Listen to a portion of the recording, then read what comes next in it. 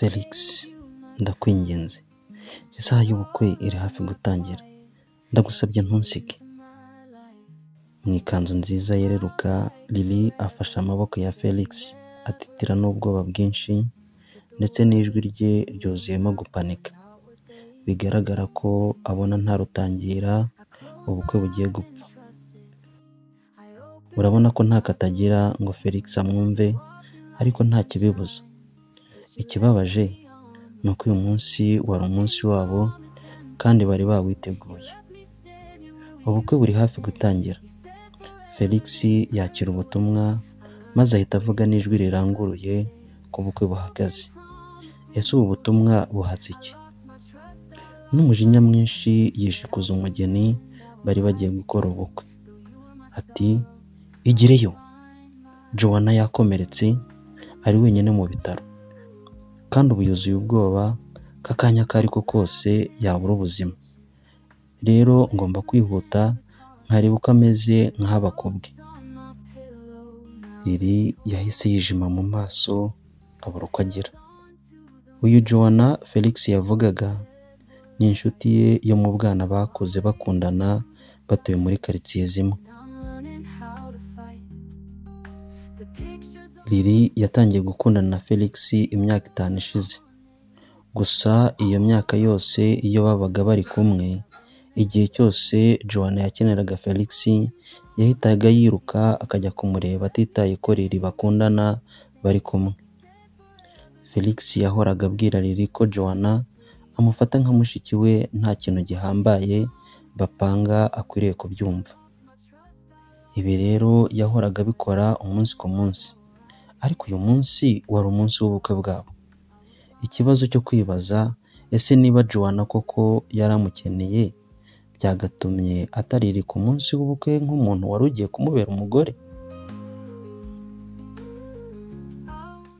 Lily yagerageje kumwinginga agira ati, Felix, ndakwinginze wigenda, ubu bukwe ntibwaba budahari. Uko byagenda kose ntugire aho ujya, ndakwinginze. Felix mu mujinya mwinshi yahise abwira Lily ati, enough, hagarika kwikunda please. Ubukwe twanabwimurira ikindi gihe, ariko ubu tuvugana Joanna yakomeretse aryamye mu bitaro. Nindamuka ntamugezeho wirengera ingaruka zikurikira. Va mu nzira se vuba. Mbere y'uko Lily agira icyo yongeraho, Felix yahise amwishikuza ahita agenda. Lily kwihangana byaranze, guhagarara biramunanira, amanuka nk'uciye, yicara hasi ahumeka insigane, kuko ntiyumvishaga uburyo Felix amusize, akamubona arenga nta no guhindukira ngo amurebe mu maso.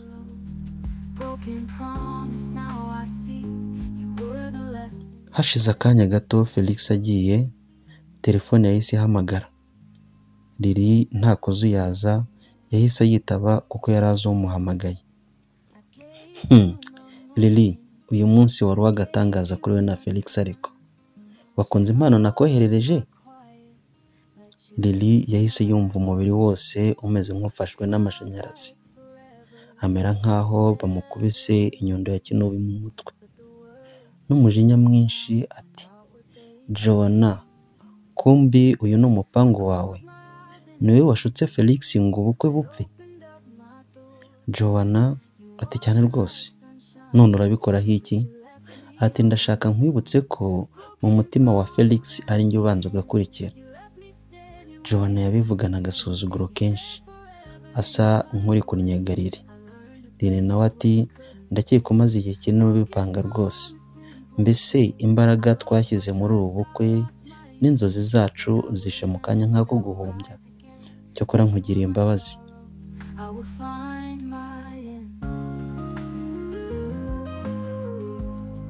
Lily yitegereje ikanzu nziza y'agatangaza yari yambaye, atekereza imyaka 5 yose amaranye na Felix. Nibwo yabonye ko iyo myaka yose byari nk'umukino bamukinaga. Lily yakoze ari imfubyi kuri we, inzozi zari ukugira umuryango, ariko yari amaze kubona ko izo nzozi zibaye imfabusa kuko Felix yizeraga yakunze ibyo atakibimuhaye.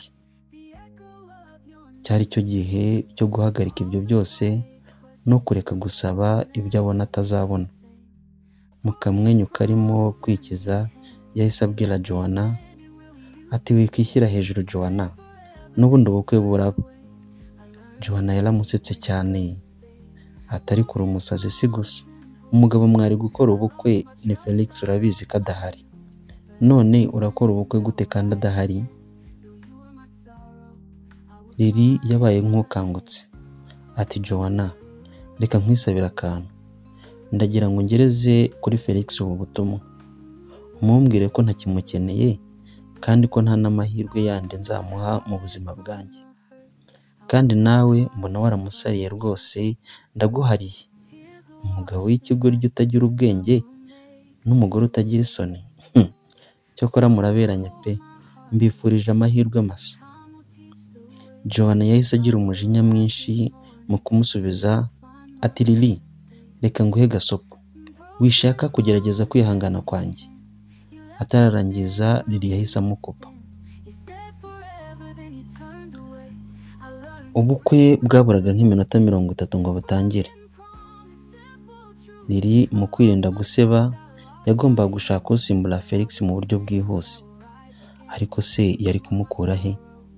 Yahise aterura ikanzu muzi namwe uburyo bitaratse, yirukanka ajya hanze. Mu gusohoka yatunguwe no kubona abagabo benshi bambaye amakoti bacaracara bashakisha hirya no hino, basa nkaho hari ikintu cyangwa hari umuntu babuze. Hagati yabo harimo umugabo wicaye ku gatebe k'ababana n'ubumuga, ubona ko ari umuntu ukomeye kandi mu mvugo ye yari yuzuyemo gutegeka kwinshi. Ati ikirori ko kigiye gutangira, Mariya mwamubonye cyangwa? Abarinzi nabo bati nyakubahwa, twashakishije ahantu hose ndetse no mu byumba byose, ariko Mariya twamubuze. Bigaragara ko bishoboka kuba yahunze akigendera. Nawe ati ahunga? Ariko muzi ubu bukwe niburamuka butabaye icyo byaba bivuze? Lily yari hafi aho yumva ibiri kuba byose, ahita abona ko uwo mugabo nawe uwo bari gukora ubukwe yamusize akigendera. Nta gutinzamo yahise aza asatira wa mugabo wicaye mu gatebe. Abarinzi bamubonye bahita birukanka bajya kumutangira ngo atagera boss wabo. Ati mada, urakeka uri gukora ibiki?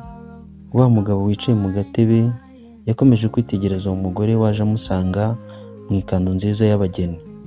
Lily nta gushidikanya ati nyakubahwa, numvise ko umugeni mwari gukora ubukwe yigendeye akagote.